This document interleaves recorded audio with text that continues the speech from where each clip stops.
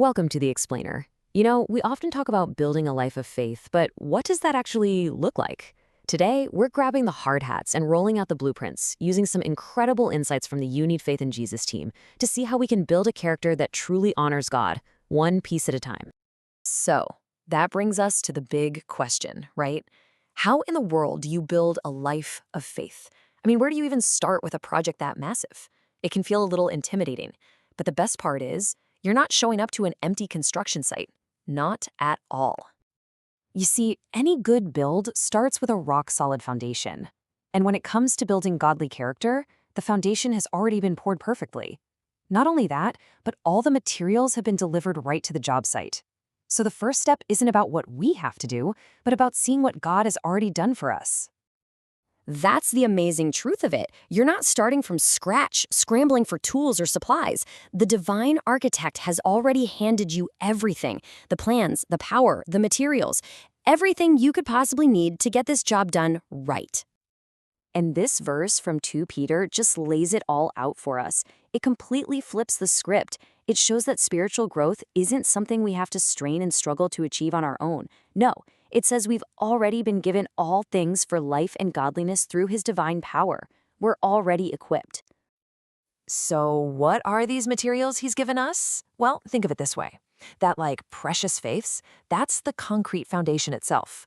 The divine power, that's like the electricity running to the site, powering all the tools. And those exceeding great and precious promises, man, those are the steel beams giving the whole structure its strength and integrity. Okay, so the foundation is secure, the frame is up. Now let's head inside, because a house is just a frame until you work on the interior. This is where we look at the incredible work God does in us, growing something beautiful from the inside out. And this is so important to get. This isn't about us gritting our teeth and trying harder to be good. These character traits we're about to see, they're what the Holy Spirit Himself wants to cultivate inside every single believer. It's His project. And this verse from Galatians, it's basically the design plan for the interior. These qualities, love, joy, peace, long-suffering, which is this incredible, patient endurance, they're called the fruit of the Spirit for a reason. They aren't a checklist for us to tick off. They grow naturally in us as we stay connected to Him, kind of like fruit on a vine. Now, of all these fruits, agape love is the absolute cornerstone. And it's not the mushy, romantic comedy kind of love. This is a love of the will. It's a conscious choice to act for someone else's good, no matter how we feel. It's the kind of love God has for us, and it's the foundation for everything else. All right, so the Holy Spirit is handling the interior design, which is amazing. But that doesn't mean we just sit back and watch. Now it's our turn to put on the tool belt. This is the active, hands-on part, where we partner with God in the construction of our character. And this next verse zeroes in on our role with one key phrase: giving all diligence. This is not a passive thing. Diligence means we're bringing our A game. It's focused effort, it's earnestness, it's determination.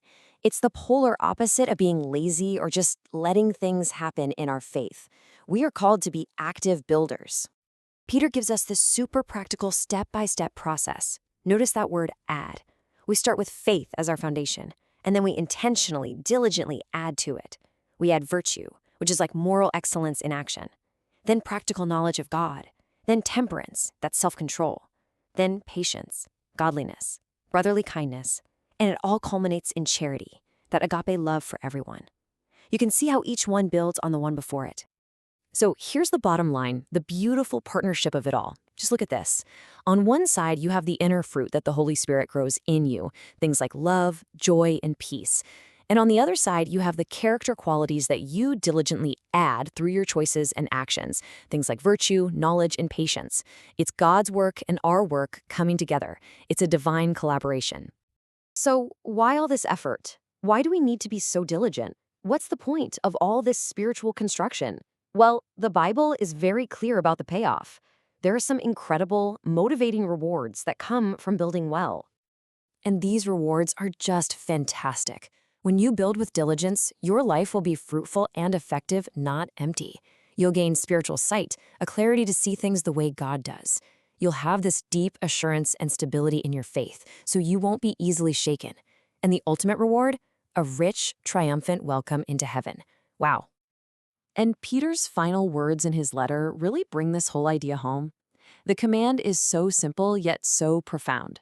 Grow. That's it. The Christian life was never meant to be stagnant. It's a continuous, lifelong process of building, of growing in grace and knowledge, all for His glory. So, what now? The project doesn't stop just because we've looked at the blueprints. To help you keep building, here are a couple of really practical next steps you can take to put all of this into practice. So for your homework, if you want to keep this going, I really encourage you to read Ephesians chapter 6, verses 10 through 20. And the memory verse to really lock in is Ephesians 6:11, which says, "Put on the whole armor of God, that ye may be able to stand against the wiles of the devil." Such a powerful verse. At the end of the day, this explainer was just a look at the blueprint. The real construction begins now, with you. So as you think about your week, which one of those 7 building blocks are you going to intentionally focus on adding to your faith? The worksite is open. Let's get building.